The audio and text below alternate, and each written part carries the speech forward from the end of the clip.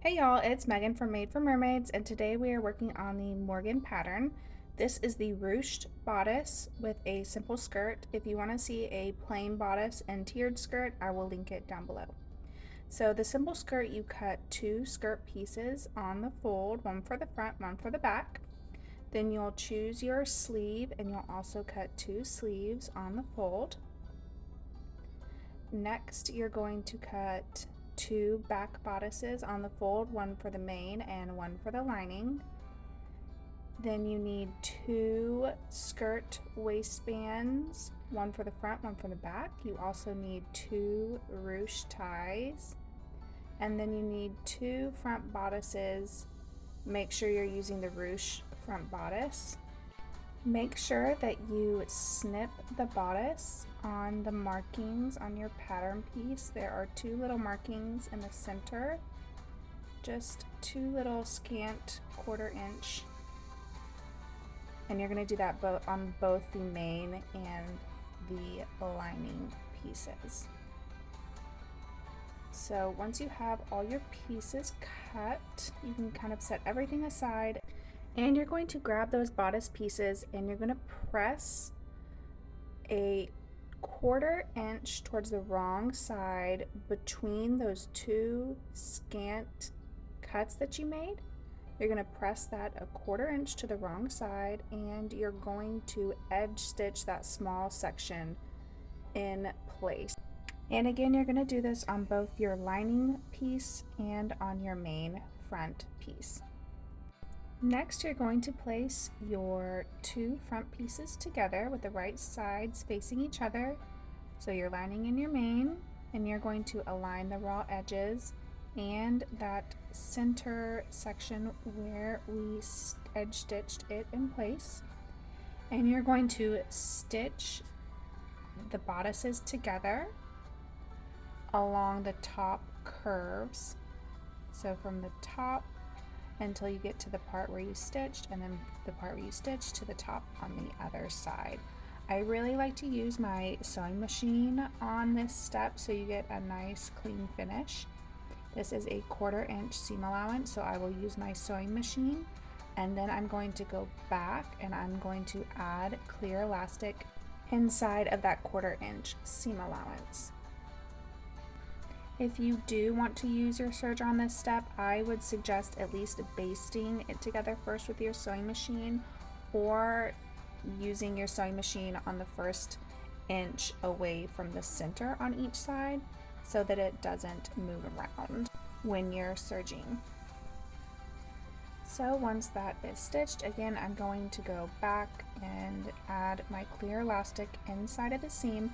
So the center section where you already stitched, we're just leaving it alone. So you're stitching on either side of the center. We're going to go back and we're going to use that center section to add the casings for our ruched ties later. So I'm using a zigzag stitch and adding the clear elastic inside of the sewing machine on both sides. So I'll stop once I get to the center, cut the elastic, and then add the elastic to the other side.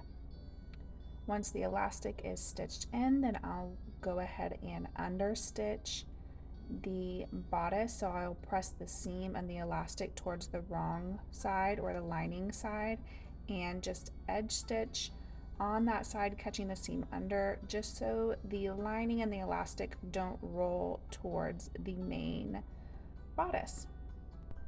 We're going to quickly prep our ruched ties. So you'll fold them in half, right sides together, and then sew them with a 1/4 inch seam allowance. And then you're going to turn them right side out, and you can just set them aside while we work on our bodice. Then I'll quickly press this with my iron, and the next step is going to be marking for our casings. So I like to find the center crease with my iron when I press my understitching, so that's what I've done here. And then you just mark the center. You can also use your pattern piece to help mark the center. I use a projector, so the easiest for me is to find the center with my iron. And then along each of the side of the center line, you're going to mark 3/8 inch away from the center line marking. So one marking on the left of the center and one marking on the right of the center. Once you have your lines marked, we're going to take it to the sewing machine and you're going to stitch along all 3 of the lines. Do make sure that you back stitch at the top so it does not come undone. The bottom is going to be sewn into the waistband, but I actually like to back stitch on the bottom too. So once you have all those lines sewn, then you can again press it with your iron, and then it is time to thread the ruched ties through the casings.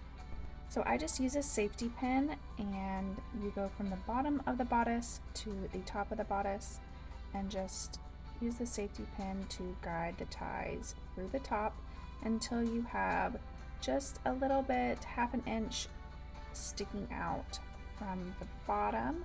And then once you have both ties threaded through, then I like to baste them together at the bottom of the bodice so they don't come undone while we move on to the next step. We can set that front bodice aside while we work on our back bodice.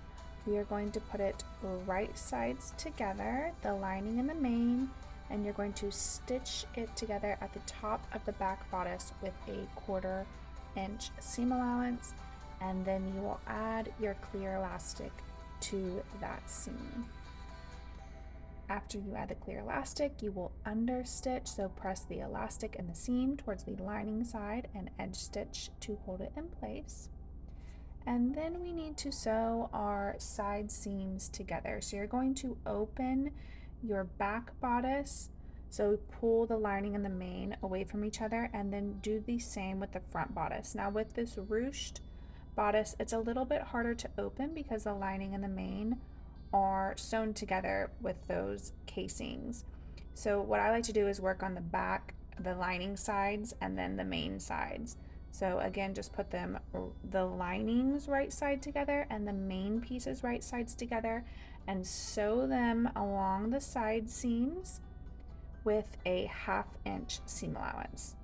Then fold it so it's right sides out and the lining is toward the inside and the main is toward the outside.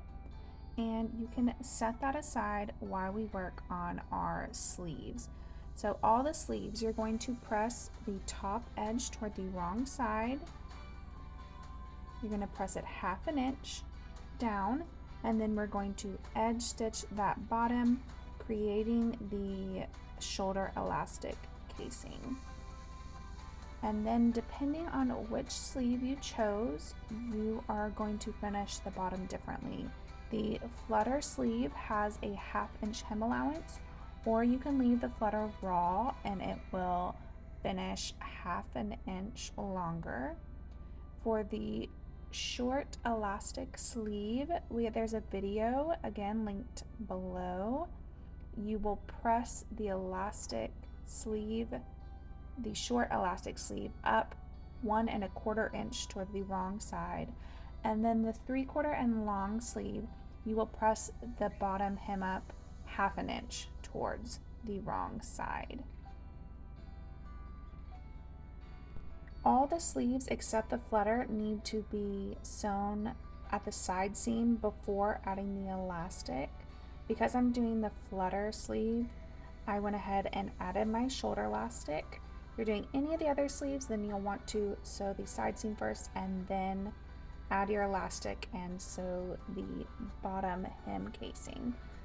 If you want to see a video on this, again, it is linked down below. Now we are going to add our sleeve to the bodice. So you're going to flip your sleeves right side out, and I like to take my bodice and lay it so the side seam is centered like this. And you're going to match the side seam of the bodice to the side seam of your sleeve and place a pin. And then you're going to match the top edge of the bodice to the top edge of the sleeve on both the front and the back. and then you will sew this together with a 1/2 inch seam allowance. Again, I really prefer using my sewing machine on this step because the elastic, if you use your serger, the elastic where it meets the bodice can get a little bit tricky and it can pull and it won't end up even. So if you do want to use your serger, which you do it on my sewing machine real quick and then I go and finish it on my serger, I would at least do the top inch on each side of the bodice so the sleeve elastic doesn't move and it doesn't look wonky or off. So once you have one sleeve on, you will do the same and add the sleeve to the other side. You can base this on and see if you need to adjust the elastic before stitching it with your serger. Because I use my serger to finish this seam, I like to grab a needle and then use the needle to thread the serger tail back through the seam. And then I will press the seam either towards the bodice or the sleeve, whichever way looks best, and then bar tack it down, so just stitching back and forth a few times to hold it in place. You can set your bodice aside now and we will be working on the band. So you're going to put your band right sides together, aligning the raw edges, and you're going to stitch it together at the side seams with a 1/2 inch seam allowance. Then you're going to quarter your band and your bodice, so find the center front and back by matching the side seams and adding a pin. Then you're going to match your pins in the raw edges and you're going to stitch the band to the bodice with a 1/2 inch seam allowance. You can add clear elastic or some knit interfacing on the bottom of your bodice, especially if you're doing the tiered version. I highly recommend this so it doesn't stretch out. The next step on this simple skirt is to put the skirt pieces right sides together and sew them with a 1/2 inch seam allowance, creating the side seams. Then we're going to run some gathering stitches along the top. I like to gather my front and back skirts separately. I run a gathering stitch 1/4 inch from the edge and then 5/8 inch from the edge. Since we have a 1/2 inch seam allowance, the seam allowance will go right between the two gathering stitches and you'll end up with really pretty gathers this way.